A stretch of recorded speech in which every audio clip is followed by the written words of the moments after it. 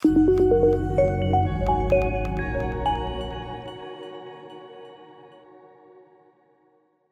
another edition of Health with Patricia with me, Patricia Roxton Hammond. Today we're discussing postpartum depression. It is a mental health condition that affects new mothers worldwide. It's a condition that, if not checked properly, can affect the woman's ability to care for herself and her baby. Today I have with me Dr. Abigail Gasue Champon to help us understand, as mothers, what do we do as a fresh mother? Is it possible that someone who already has a child, maybe like having a second or third child, can also go through postpartum depression? She's going to explain all. Hi. Hey. Welcome to my show. Thank you for having me. What is postpartum depression? So when we say postpartum is when after a woman has had a child. Yeah. And with that comes a lot of emotional issues. So think about it this way. This woman carried a baby, and by doing that, she used a lot of her hormones. Her hormones become so unbalanced. Okay. Because the baby is growing, the baby needs some of the hormones. So once the baby comes out of the woman, she's left with some unbalanced hormones, and that can really affect her emotions. I thought mostly the hormones, hormones that are not balanced, mostly settles immediately the baby's out. Well, not always. There are times that it would take a woman a year, 2 years to be able to balance all that hormone. Okay. Because think about it, this body just carried a human being. And this human being that this body is carrying needed estrogen and testosterone, progesterone, all that. And this body of a woman, it's that vessel, it's that machine that is manufacturing this baby. So once the baby becomes a part of it, maybe after, let's say, 2 months, the baby is now part of the body now. And then 9 months, you evict this baby out. So now there's a lot of imbalancing going on. So in this case, how does it start? Is it immediately the baby comes out, or whilst she's nearing a full term? So it starts mostly, so here's the thing. You know, there are times that they will say, oh, she's pregnant, so her emotions are all this, she's crying all of a sudden. Yes. So all around that time, this body it's already started.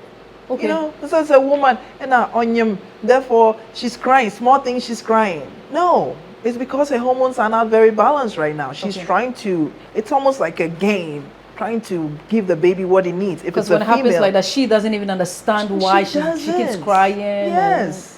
Needing affection and all that. And think about it. So if it's a baby girl, this baby girl needs more estrogen. It's taking more from her. If it's a baby boy, the baby boy needs more testosterone. She also has it, but she's giving that too. Okay. So this body's really doing so much.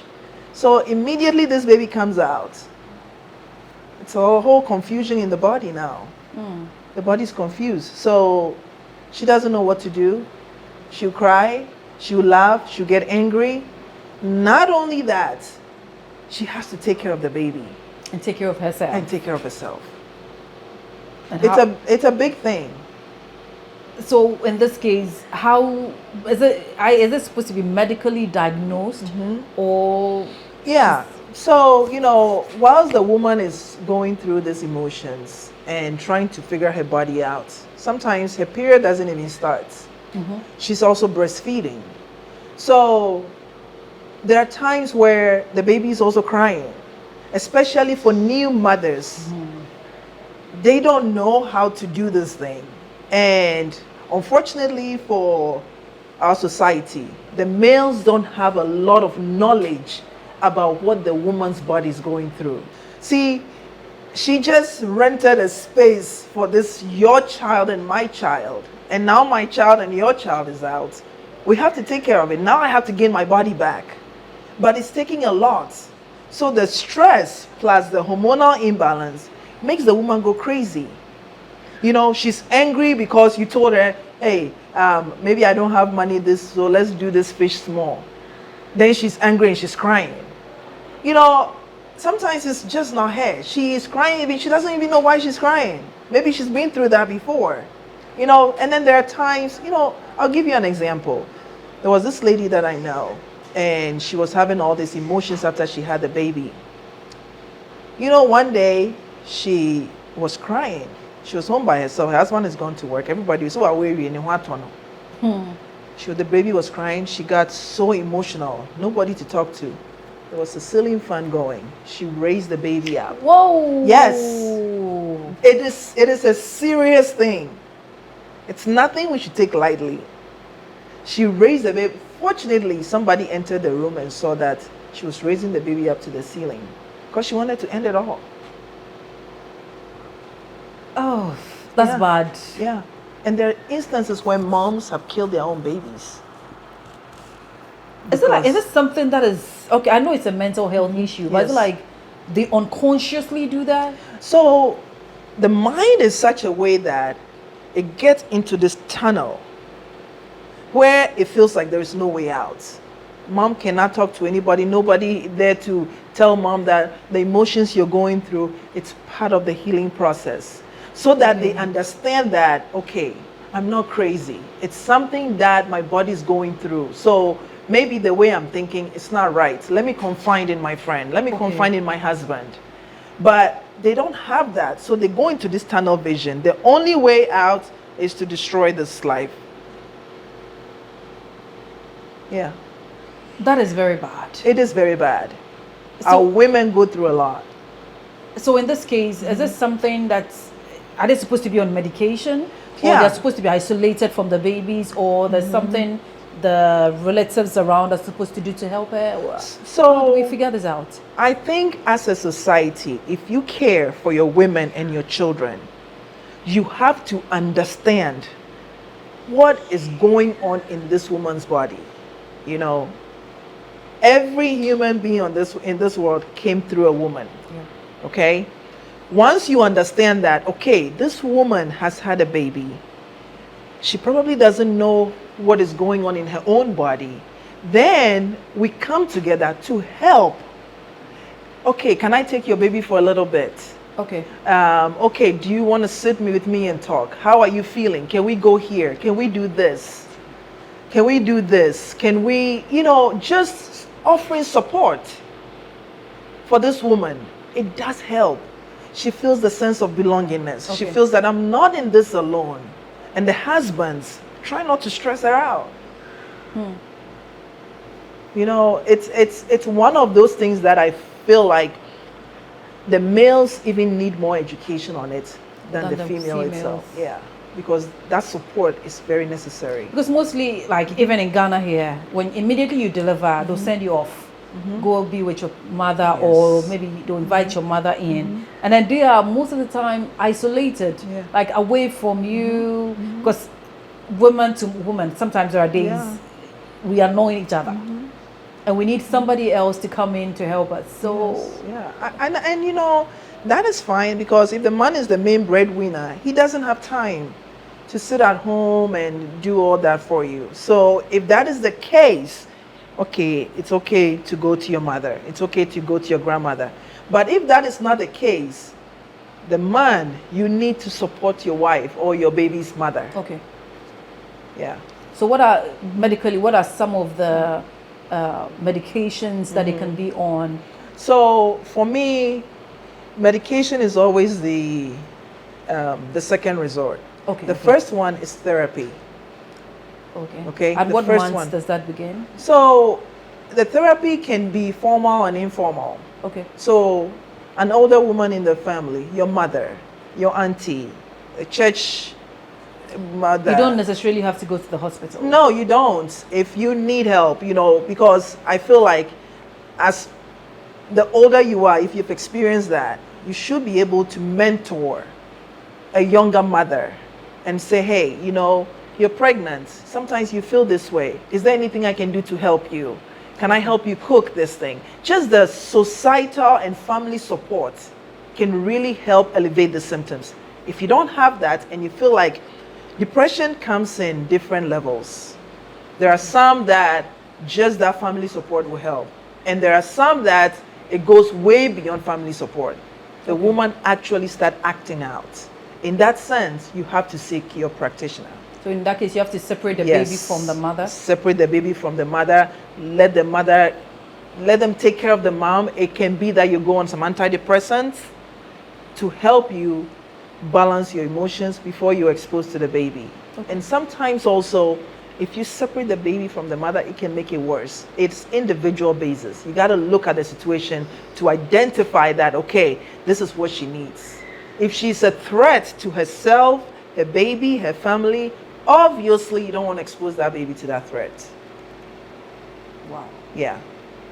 This is way beyond what I Yeah. actually thought it could be. So in this case, at what point is it possible that even after the mother has a second child, like is it something that is repetitive? Yes. There are women that can go through postpartum depression for years. It goes beyond a year. Your first child, you The first experience child, it, you second child, yes. you experience it. And I feel like the reason why it can go on for so long, it's also because of the stressors from the family life. The stressors from this woman. These days we have women being bread owners and then also breadwinners and then also taking care of the family. You know, you go to work, you have to bring money, you come and take care of these children. And just those little tiny things with no help can really drive you to the edge. Let's just say that your hormonal imbalance and everything is like 5%. Okay? Now, because you're not able to sleep very well, you're not eating very well, you're always worried, your cortisol level is high. It's all a snowballing effect. It can make that 5% hormonal imbalance blow up to be like 100% craziness. So when we see mothers yelling and shouting at their children, don't do this, like maybe a little thing the child does, you on the other side would think, oh, you should exercise a little patience because this is nothing. But you get the mother all over the place, sometimes throwing things. So in that case, you know, you have to, a nice way, approach the woman. And 100, maybe let's say 100 would be too exaggerate, 80% of the time. So all hands on deck. Yes. It takes a village. It takes a village to raise a child. Okay. So when you get into that woman's life who did that, you're going to realize that she's probably in her mind. You know, as you're sitting here, I believe you're thinking about what your baby's going to be eating, what is going to go on after this place. Like, you have so much. That woman also has so much going on.